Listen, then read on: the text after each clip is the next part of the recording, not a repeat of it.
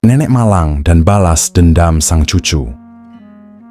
Di sebuah desa kecil yang sunyi, hiduplah seorang nenek tua bernama Mbah Surti. Ia tinggal di gubuk reyek di pinggir hutan, jauh dari keramaian. Kehidupannya sederhana, bahkan bisa dibilang miskin. Namun, Mbah Surti memiliki satu harta berharga yang membuatnya terus bertahan. Cucu semata wayangnya, Ardi adalah anak yatim piatu. Orang tuanya meninggal dalam sebuah kecelakaan saat ia masih balita. Sejak itu, Mbah Surti merawatnya dengan penuh kasih sayang, meski hidup mereka serba kekurangan. Mbah Surti bekerja keras sebagai pemulung dan penjual kayu bakar untuk membiayai kehidupan mereka. Ia rela menahan lapar demi memastikan Ardi bisa makan dan bersekolah. Namun, kehidupan mereka tidaklah mudah. Di desa itu, ada sekawanan preman yang selalu meminta uang perlindungan kepada warga. Mereka dipimpin oleh seorang preman kejam bernama Badrun. Badrun dan anak buahnya seringkali menganiaya warga yang tidak mampu membayar, termasuk Mbah Surti. Suatu hari, Badrun dan kawanannya datang ke gubuk Mbah Surti. Mereka menuntut uang perlindungan, padahal Mbah Surti hampir tidak punya apa-apa. Karena tidak bisa membayar, Badrun marah besar. Ia dan anak buahnya menghajar Mbah Surti hingga babak belur. Ardi, yang saat itu masih kecil, hanya bisa menangis dan memeluk neneknya, tidak berdaya melawan para preman itu. "Kalian akan menyesal suatu hari nanti," teriak Mbah Surti dengan suara lemah sambil memeluk Ardi erat-erat.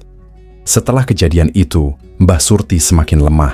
Kesehatannya menurun drastis karena luka-luka yang dideritanya. Namun, ia tetap berusaha kuat untuk Ardi. Ia selalu berkata, "Ardi, kau harus jadi orang kuat. Jangan seperti mereka. Jadilah orang yang berguna, nak." Ardi kecil mengangguk, matanya mengalir. Ia berjanji dalam hati akan membalas semua penderitaan yang dialami neneknya. 15 tahun kemudian, Ardi telah tumbuh menjadi pemuda gagah berwajah tegas. Setelah lulus SMA, ia memutuskan untuk mengikuti tes masuk TNI. Dengan tekad bulat, ia berhasil lolos dan bahkan diterima di pasukan elit Kopassus. Selama bertahun-tahun, Ardi menjalani pelatihan yang keras. Ia menjadi prajurit tangguh, ahli ansalam bela diri, strategi perang, dan taktik penyergapan. Namun, di balik keberhasilannya, Ardi tidak pernah melupakan neneknya. Ia tahu Mbah Surti masih hidup dalam kemiskinan dan ketakutan. Setelah menyelesaikan tugasnya di medan perang, Ardi memutuskan untuk pulang ke desanya. Ia ingin memastikan neneknya baik-baik saja dan, jika perlu, menuntut balas dendam. Sesampainya di desa, Ardi terkejut melihat kondisi neneknya. Mbah Surti sudah sangat tua dan sakit-sakitan. Gubuk mereka hampir roboh, dan kehidupan mereka semakin sulit. Ardi menangis melihat neneknya yang begitu menderita. "Nek, Ardi sudah pulang. Ardi akan melindungi nenek sekarang," kata Ardi sambil memeluk Mbah Surti. Mbah Surti tersenyum lemah. "Ardi, nenek bahagia kau sudah jadi orang hebat. Tapi jangan cari masalah ya." Namun, Ardi tidak bisa melupakan kekejaman Badrun dan kawanannya. Ia tahu preman-preman itu masih berkuasa di desa. Dengan hati penuh amarah, Ardi menyusun rencana. Balas dendam.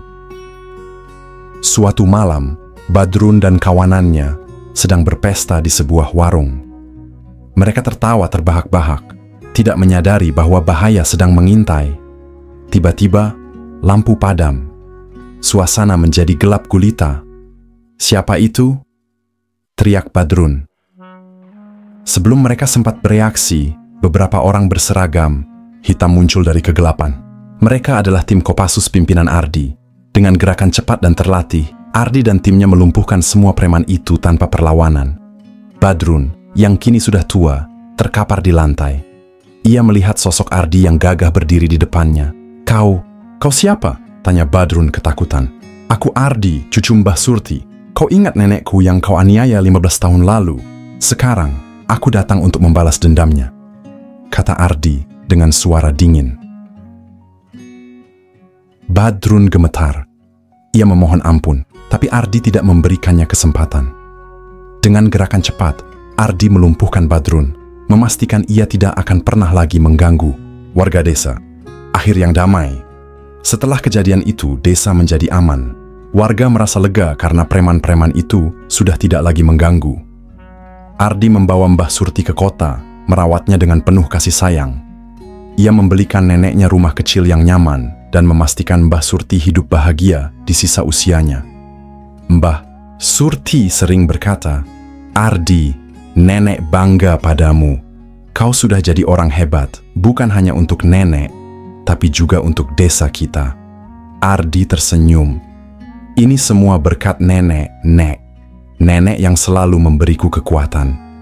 Dan mereka pun hidup bahagia, meninggalkan masa lalu yang kelam, menatap masa depan yang cerah.